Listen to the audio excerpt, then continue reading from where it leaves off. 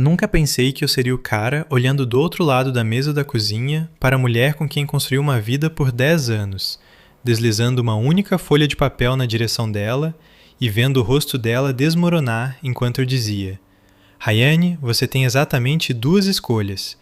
Guarda compartilhada 50 por 50 sem pensão alimentícia, ou você fica com ele 100% e eu pago exatamente o que a calculadora judicial determina. Meu coração batia forte contra as costelas como se quisesse sair do peito, mas minha voz permaneceu firme, até fria. Como diabos o cara que costumava carregar os 2 filhos nos ombros ao mesmo tempo se transformou nisso? E a parte mais assustadora, a que me mantinha acordado todas as noites depois, era me perguntar se ela chamaria meu blefe e me forçaria a me afastar da única coisa que ainda fazia sentido no meu mundo: ser o pai deles. Deixa eu te levar de volta, porque nada disso aconteceu da noite pro dia. Começou como todo casamento que morre devagar, sem explosão. Só um longo e silencioso suspiro até não sobrar nada além de ar vazio entre 2 pessoas que um dia juraram para sempre. 10 anos atrás, Rayane e eu estávamos naquele pequeno cartório no centro de São Paulo. Ela com o vestido branco simples que ainda cheirava ao sabão de lavanda que ela adorava, eu com o único terno que tinha e que não tinha mancha de café na manga. Éramos jovens, bobos e tão certos de que tínhamos tudo resolvido. Depois vieram as crianças. Primeiro nossa filha, Elisa, com seus punhinhos minúsculos e aquele choro de recém-nascida que me cortou por dentro como nada nunca tinha feito. Eu lembro de segurá-la no quarto do hospital enquanto Rayane dormia o cansaço do parto, sussurrando promessas para a cabecinha macia dela de que eu sempre estaria ali, não importasse o quê. 18 meses depois, nosso filho, Lucas, chegou gritando como se já soubesse que o mundo era barulhento e injusto. E assim eu virei o pai. Não por uma grande decisão. A vida simplesmente tornou isso prático. O trabalho da Rayane em vendas farmacêuticas significava viagens, conferências no Rio, jantares com clientes em Curitiba, voos noturnos que saíam antes do sol raiar. Eu trabalhava de casa, programando para uma empresa de tecnologia de médio porte que não se importava se eu estivesse de moletom respondendo mensagens do Slack enquanto uma criança puxava minha perna. Fazia sentido. Eu dizia para mim mesmo que fazia sentido toda manhã quando acordava com o som de pezinhos batendo no corredor. Aqueles primeiros anos se misturam agora, mas Deus, eles eram tudo. Eu ainda consigo sentir o cheiro do shampoo de bebê no cabelo da Elisa quando eu a tirava do berço às 3 da manhã porque ela tinha outra infecção de ouvido e a Rayane tinha um voo às 7. Eu andava pela sala com o corpinho dela contra meu peito, cantando canções de niná desafinadas, enquanto as luzes da cidade piscavam através das persianas. Lucas era o fácil, até não ser mais. Cólica por 6 meses seguidos. Eu colocava no canguru e andava no quarteirão à meia-noite, o ar fresco da noite batendo no meu rosto enquanto ele finalmente dormia, a mãozinha fechada na minha camisa. Rayane voltava das viagens exausta, beijava as testas deles e desabava. Eu nunca ressentia na época. Ou talvez ressentisse e enterrasse tão fundo que esqueci que estava lá. Eu cedi o home office durante a Covid quando as chamadas de Zoom dela se empilhavam como dominós. Eu arrastava meu laptop para a mesa de jantar, fios por todo lado, enquanto as crianças coloriam no chão ao meu lado. Você é um santo, ela dizia pela fresta da porta durante o almoço. Eu sorria e dispensava, mas por dentro pensava: mas quem fica embalando eles quando acordam gritando de pesadelo? O casamento começou a rachar por volta do 7º ano. Sem brigas, sem gritos. Só um silêncio que ficava mais pesado toda a noite. A gente sentava no sofá depois das crianças dormirem, rolando o celular, a TV murmurando algum programa que nenhum de nós realmente assistia. Eu olhava para ela e me perguntava quando ela parou de perguntar sobre o meu dia. Quando eu parei de perguntar sobre o dela. A faísca não morreu numa explosão dramática. Ela simplesmente apagou como uma vela queimando por tempo demais. Uma manhã eu acordei e percebi que não lembrava a última vez que tínhamos rido juntos. Rido de verdade, daquele jeito que faz a barriga doer. O sexo virou algo agendado, mecânico, uma coisa que marcávamos como lista de compras.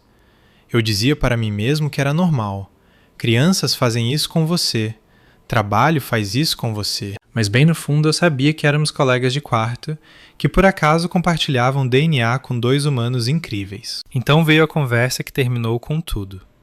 Era uma terça-feira à noite, em outubro, a chuva batendo nas janelas do nosso apartamento, o que meus pais são donos e que a gente alugava há 8 anos. As crianças estavam dormindo. Rayane colocou a taça de vinho na mesa com mais força que o normal e disse: "Acho que a gente devia se separar." Assim, do nada, sem lágrimas, sem gritos. Eu fiquei ali com a caneca de café a meio caminho da boca, o líquido de repente com gosto de cinzas. Meu estômago despencou tão rápido que pensei que ia passar mal, ali no tapete que escolhemos juntos na IKEA no nosso primeiro aniversário. Perguntei por quê, com a voz falhando como uma adolescente, e ela só deu de ombros e disse as palavras que ainda ecoam na minha cabeça. A gente não está feliz, nenhum de nós. Faz tempo que não estamos. Eu queria argumentar, brigar, lembrar ela das noites em que eu a segurei enquanto ela chorava depois de um trimestre ruim no trabalho. Mas a verdade era que ela estava certa. A gente não estava feliz. A gente estava sobrevivendo. E sobreviver não é o mesmo que viver. O processo de divórcio começou rápido depois disso. Advogados, papelada, toda aquela máquina estéril que transforma amor em itens de lista. O advogado dela era um cara cheio de estilo, no escritório no centro que cheirava colônia cara e más decisões. Ele a convenceu a lutar por guarda principal, pensão alimentícia para o cônjuge, o pacote completo. Eu sentei no escritório do meu advogado, um cara simples chamado Mike que usava camisas amassadas e realmente escutava, olhando os números na tela. Guarda principal? Com a agenda de viagens dela? A mulher que uma vez me ligou do aeroporto às 11 da noite perguntando se eu conseguia fazer a hora de dormir porque o voo dela atrasou? Eu ganho menos que ela, sim. Meu salário é bom, mas longe do dela. Mas sou eu quem sabe que o dinossauro de pelúcia favorito da Elisa tem que ficar virado para a parede à noite ou ela não dorme. Sou eu quem corta a casca dos sanduíches do Lucas naquele padrão exato de triângulo que ele insiste. Ela mal foi mãe? Presente sim, mas não a constante. Não a que aparece em toda busca na escola, toda consulta médica, todo pesadelo. Mike se recostou na cadeira, batendo a caneta. Eles estão vindo fortes, ele disse. Mas você tem os fatos do seu lado. Cuidador principal por anos, flexibilidade de trabalhar de casa, você pode documentar tudo. Eu assenti, mas por dentro minha mente corria. Eu imaginava as crianças acordando num apartamento novo com a Rayane saindo correndo de casa ao amanhecer, deixando eles com uma babá que mal conhecem. Imaginava os olhos grandes e castanhos da Elisa enchendo de lágrimas quando eu não estivesse lá para abraçá-la depois de um dia ruim. E alguma coisa em mim quebrou. Não exatamente raiva, mas uma resolução fria e clara. Eu não ia deixar eles virarem dano colateral na versão dela de recomeçar. Então eu tomei a decisão. Disse para o Mike preparar a proposta. Só 2 caminhos.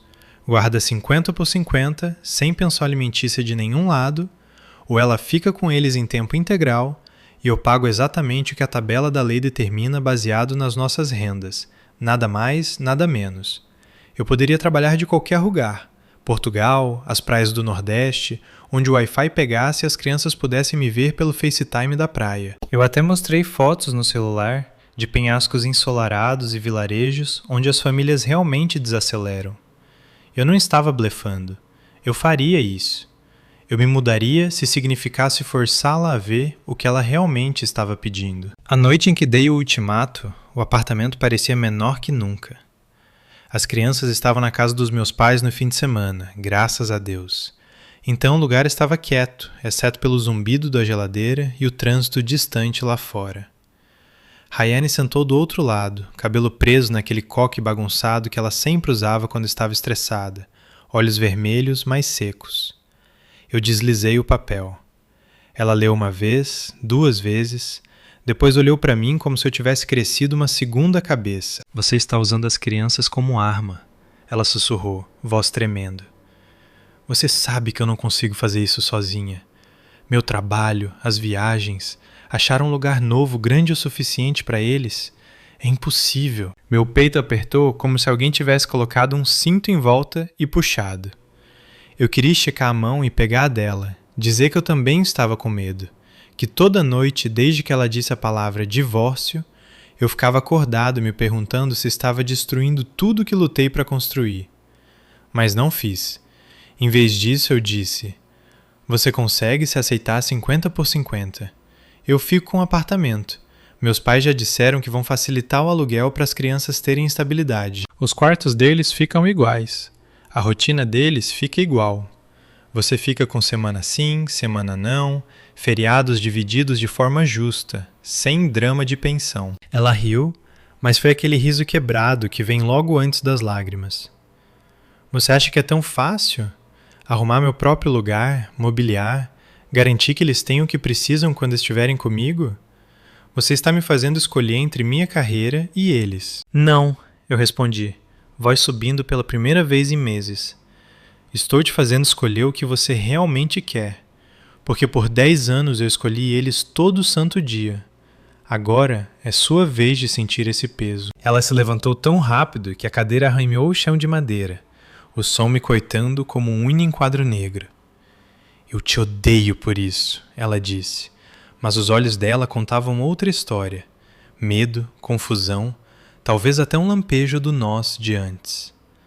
Ela pegou as chaves e saiu, batendo a porta com força suficiente para a foto emoldurada dos 4 na praia tremer na parede. Eu fiquei ali sozinho depois que ela foi embora, o papel ainda na mesa, minhas mãos tremendo. O apartamento cheirava ao macarrão que eu tinha feito para as crianças mais cedo, alho e tomate, e por um segundo eu me permiti lembrar das noites boas, aquelas em que a Rayane voltava mais cedo e a gente se empilhava no sofá assistindo desenhos até todo mundo dormir embolado. Lágrimas queimaram atrás dos meus olhos, mas eu pisquei para afastá-las. Eu não podia desmoronar agora. Não quando o futuro das crianças estava em jogo. Meus pais ligaram mais tarde naquela noite. Eles já tinham conversado com o advogado deles também. Quietamente, sem drama. Vamos garantir que você fique com lugar, filho, meu pai disse, voz firme como sempre. Esses netos precisam da base deles. Minha mãe só chorou um pouco na linha, mas ela entendia. Ela tinha me visto fazer as mamadeiras da madrugada, as corridas para a escola, o tudo. Eles não estavam escolhendo lados, estavam escolhendo as crianças. Eu não tenho dormido muito desde então. Toda vez que fecho os olhos, eu vejo o rosto da Elisa quando ela pergunta por que mamãe e papai não sorriem mais um para o outro. Eu ouço a vozinha do Lucas dizendo: pai, a gente vai se mudar? E eu me pergunto se eu sou o vilão aqui ou só o único finalmente sendo honesto sobre o que esse divórcio realmente está custando para todos nós. Rayane me mandou mensagem ontem, curta, seca. Preciso de tempo para pensar. Eu encarei essas palavras por 20 minutos, polegar pairando sobre o botão de responder, coração na garganta. É onde estamos, em andamento, bagunçado. E eu ainda não tenho certeza se sou o babaca por forçar a mão dela, ou se sou o único que foi pai por tempo suficiente para saber como é um sacrifício de verdade. Na manhã seguinte me acertou como um trem de carga. Eu acordei para o lado vazio da cama, os lençóis ainda frios onde a Rayane costumava dormir, e por uma fração de segundo esqueci que não estávamos só brigando para ver quem fazia o café. Depois tudo voltou, o papel na mesa, a porta batida, aquela única mensagem brilhando no meu celular como uma luz de alerta. Preciso de tempo para pensar. Meu estômago se revirou tão forte que tive que sentar na beira do colchão por 1 minuto inteiro, cabeça nas mãos, respirando através do pânico. As crianças voltariam da casa dos meus pais em algumas horas e eu tinha que me recompor. Não podia deixá-las verem o pai delas se desfazendo como um brinquedo quebrado que elas amavam. Eu me arrastei até a cozinha, a mesma onde eu tinha feito 1000 lanches com a Elisa, em pé no banquinho dela, ajudando, jogando queijo demais em tudo. A luz do sol entrava inclinada pelas persianas, exatamente como naquelas manhãs preguiçosas de sábado, quando Lucas entrava correndo pedindo panquecas em formato de dinossauro.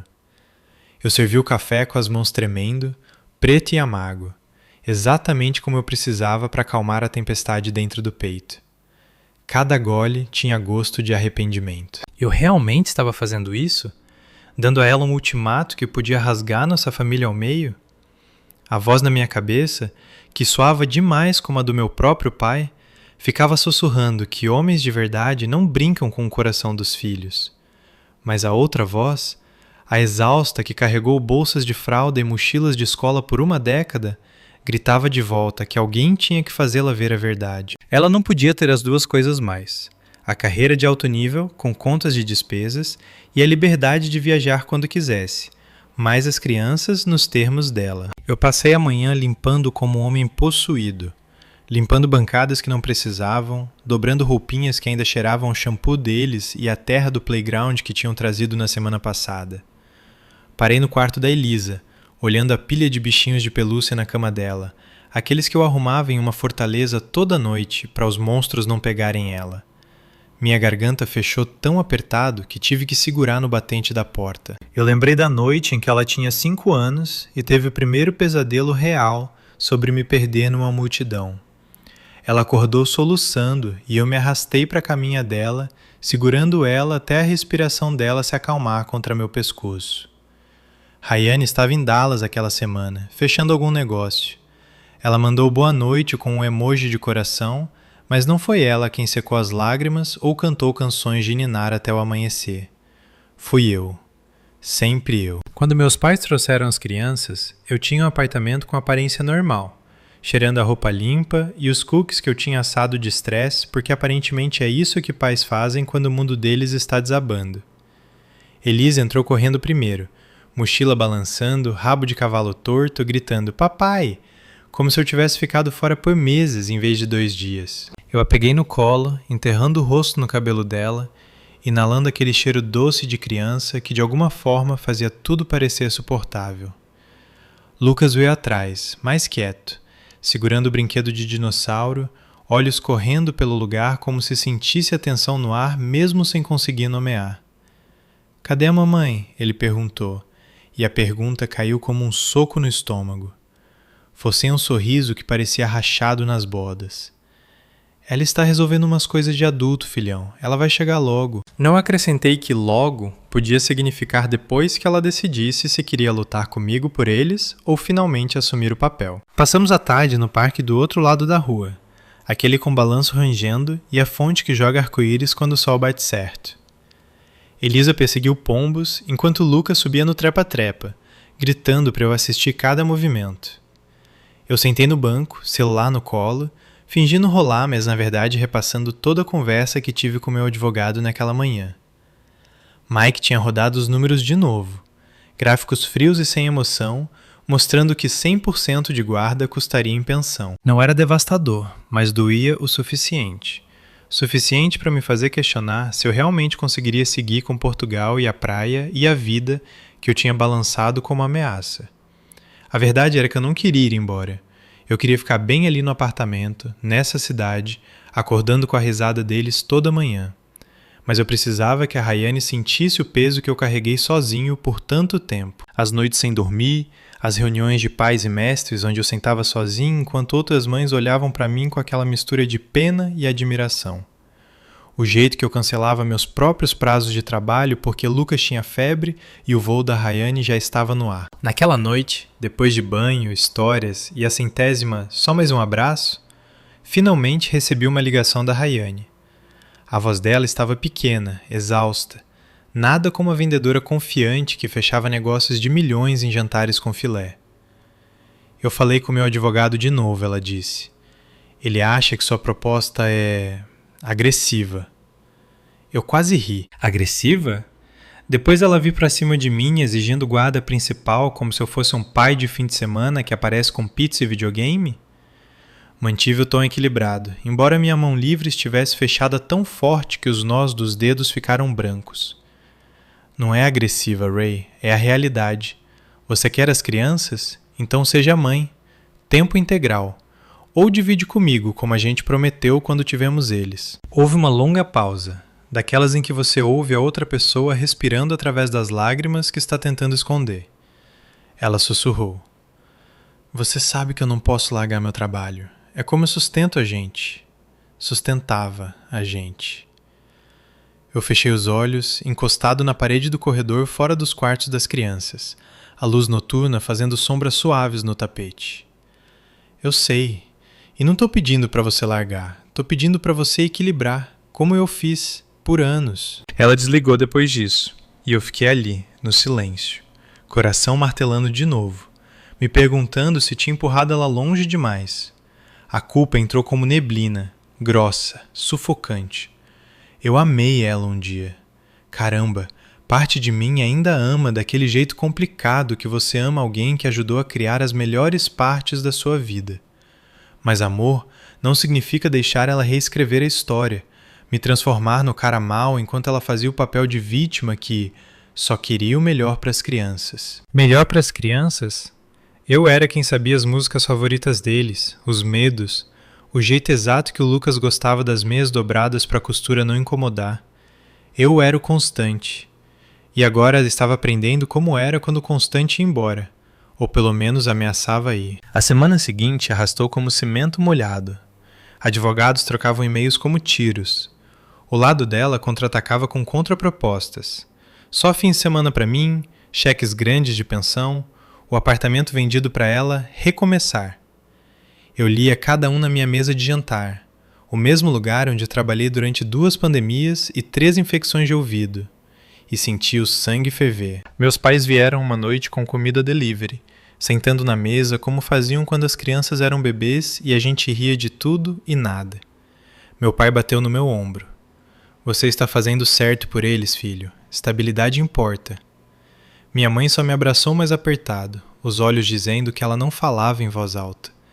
Ela lembrava as noites em que eu ligava chorando porque a Rayane tinha perdido outro marco, e eu era o único ali para aplaudir. Rayane apareceu sem avisar na sexta para pegar as crianças para o fim de semana dela. Ela parecia menor de alguma forma, maquiagem perfeita, mas olhos vazios. As crianças correram para ela, animadas, sem noção. E eu observei da porta enquanto ela se ajoelhava no nível deles, prometendo sorvete e filmes. Quando ela se levantou, nossos olhos se encontraram por cima das cabeças deles e por um segundo a velha conexão piscou. Dor, história, talvez até um medo compartilhado de que nós dois estávamos estragando isso. Estou pensando, ela disse baixinho, voz mal acima do barulho da cidade lá fora. Na 50/50. Mas preciso ver se consigo fazer a logística funcionar. Meu trabalho, ele não para. Eu assenti, garganta apertada. O meu também não parava, mas eu fiz funcionar. Por eles. Ela saiu com eles e o apartamento ecoou vazio de novo.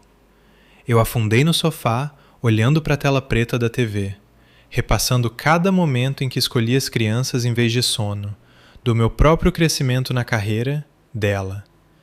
O peso no peito parecia permanente agora, como uma pedra que eu teria que carregar não importasse como isso terminasse. Parte de mim esperava que ela aceitasse a 50/50, que a gente pudesse coparentar sem guerra. A parte mais escura se perguntava se ela chamaria meu blefe e me forçaria a provar que eu conseguia ir embora. De qualquer jeito, eu sabia de uma coisa com certeza. Eu não era mais o mesmo homem que um dia abriu mão do escritório para ela brilhar. Eu era pai em primeiro lugar agora, e lutaria com todas as forças para continuar assim. Os dias depois que ela levou as crianças naquele fim de semana, se estenderam numa espécie de névoa cinza que eu não conseguia sacudir. Eu andava pelo apartamento como um fantasma, pegando os brinquedos espalhados deles e sentindo a dor no peito afiar com cada pequeno lembrete. O desenho meio terminado da Elisa da nossa família ainda colado na geladeira, as meias de dinossauro do Lucas emboladas na cesta de roupa suja. Tentei trabalhar, olhando linhas de código que se borravam porque minha mente continuava voltando para o rosto dela na porta. Aquela mistura de exaustão e algo mais suave, como se ela finalmente estivesse começando a rachar sob o peso que eu carreguei sozinho. Meu coração ficava alternando entre esperança e pavor. Esperança de que ela visse a 50/50 como a tábua de salvação que era. Pavor de que ela se firmasse e me fizesse provar que eu realmente podia soltar. Passei horas no telefone com o Mike, analisando todos os ângulos. Ele continuava dizendo que eu tinha a posição mais forte. Anos documentados como pai principal, a flexibilidade do meu trabalho, O apartamento que meus pais estavam dispostos a manter para as crianças. Você não é o vilão aqui, ele me disse uma tarde enquanto eu andava pela sala, telefone grudado na orelha. Você é a estabilidade. Mas as palavras dele soavam vazias quando eu desligava e olhava para o sofá vazio, onde nós 4 costumávamos nos empilhar nas noites de filme. Eu lembrava como a cabeça da Rayane descansava no meu ombro naquelas horas quietas, a mão dela distraidamente acariciando o cabelo da Elisa, enquanto Lucas roncava contra minha perna. Aqueles momentos pareciam suficientes na época. Agora eles me assombravam, prova de que tínhamos deixado algo precioso escapar sem nem perceber. Rayane mandou mensagem no meio da semana, curta e profissional. Reunião com advogados na sexta, terreno neutro, cafeteria na Avenida Paulista. Meu estômago despencou como se eu estivesse pisando fora de um penhasco. Concordei, claro, mas a noite anterior mal dormi. Fiquei na cama repassando todas as brigas que nunca tivemos, todas as vezes que mordi a língua em vez de dizer que estava me afogando no papel de pai enquanto ela corria atrás de promoções. Às 2 da manhã eu me levantei e sentei na mesa da cozinha com um copo de água, a mesma mesa onde dei o ultimato para ela. O papel tinha sumido agora, ela levou, mas a memória queimava fresca. Eu sussurrei para o quarto escuro. Eu não quero perder eles, Ray. Só quero que você sinta o que eu senti. O silêncio respondeu, pesado e implacável. A sexta chegou com chuva forte, que combinava com a tempestade na minha barriga. Cheguei na cafeteria mais cedo, pegando uma mesa no canto longe das janelas, para as fotos da escola das crianças no meu celular não pegarem a luz e me fazerem desabar. Rayane entrou 10 minutos depois, guarda-chuva pingando, cabelo úmido em volta do rosto de um jeito que me lembrava a nossa lua de mel nas montanhas, quando tudo era novo e possível. Ela sentou sem abraço, sem o sorrisinho que me dava em salas cheias. O advogado dela não estava, ela veio sozinha. Isso me surpreendeu. Ele disse que eu devia resolver essa parte sozinha, ela explicou, voz baixa, olhos fixos no latte como se ele tivesse todas as respostas. Disse que podia humanizar as coisas. A gente ficou em silêncio por 1 minuto, o chiado da máquina de expresso e o papo dos estranhos preenchendo o espaço entre nós. Eu conseguia sentir o perfume dela, o mesmo que ela usava desde que a Elisa nasceu, e isso me acertou como uma onda de nostalgia tão forte que meus olhos arderam. Como estavam as crianças? Perguntei, porque isso sempre era o terreno mais seguro. Ela sentiu devagar. Bem, a Elisa perguntou de você toda a noite. O Lucas queria saber se você ia no jogo de futebol dele no sábado. A voz dela falhou na última palavra, e ela limpou a garganta, forçando firmeza. Eles sentem falta da rotina, do apartamento, da gente junto. Meu peito apertou até eu mal conseguir respirar. Eu me inclinei para frente, cotovelos na mesa grudenta, voz rouca. É exatamente por isso que te dei a escolha, Ray. Eles precisam de nós dois, mas precisam de consistência a mais. Eu não estou tentando tirar eles de você. Estou tentando impedir você de tirar eles de mim. Ela olhou para cima então, olhos marejados, e pela primeira vez desde a separação, eu vi a verdadeira ela. Não a versão impulsionada pelo advogado, mas a mulher que um dia chorou nos meus braços depois de um susto de aborto no 3º ano. A que sussurrava obrigada toda vez que eu cuidava da hora de dormir sozinho. Eu sei, ela disse baixinho, mas você fez parecer uma ameaça. Como se eu não dobrar, você vai desaparecer para Portugal e me deixar com tudo. Você faz ideia de como isso é aterrorizante? Eu senti a bile subir na garganta, a culpa desabando sobre mim como a chuva lá fora. Não era uma ameaça, era o único jeito de te fazer entender. Por 10 anos eu rearrumei minha vida inteira em volta deles, em volta do seu trabalho. Abri mão do escritório, das promoções, do sono. Fiz porque amo eles mais que tudo. Agora você está pedindo guarda principal como se eu fosse um pai em tempo parcial que manda os cheques pelo correio. Eu não vou deixar eles virarem um detalhe na sua nova vida. Lágrimas escorreram pelas bochechas dela então, silenciosas, que ela nem se deu ao trabalho de limpar. A cafeteria se borrava ao nosso redor, gente rindo, barista chamando pedidos, mas parecia que éramos as únicas 2 pessoas sobrando na terra. Eu também estou com medo, ela admitiu, voz quase um sussurro. Acharam um lugar grande o suficiente, resolver creche nas semanas de viagem, explicar para eles por que tudo mudou. Meu chefe já deu a entender que se eu pedir mais flexibilidade, meus números vão sofrer. Mas eu também não quero 100%. Eu nunca quis. Eu só queria me sentir importante na vida deles também, como se eu não fosse sempre a que perdia tudo. As palavras caíram pesadas, abrindo alguma coisa no meu peito. Eu estiquei a mão por cima da mesa sem pensar, minha mão pairando perto da dela antes de puxar de volta. Você é importante. É por isso a 50/50. A gente divide a carga. Você fica com sua carreira, eu fico com meus filhos metade do tempo, e eles ficam com os 2 pais sem a guerra. Ela olhou para as nossas mãos quase se tocando, depois assentiu uma vez, devagar e exausta. Meu advogado vai odiar isso, mas estou inclinada para isso. Preciso calcular os números da moradia, porém.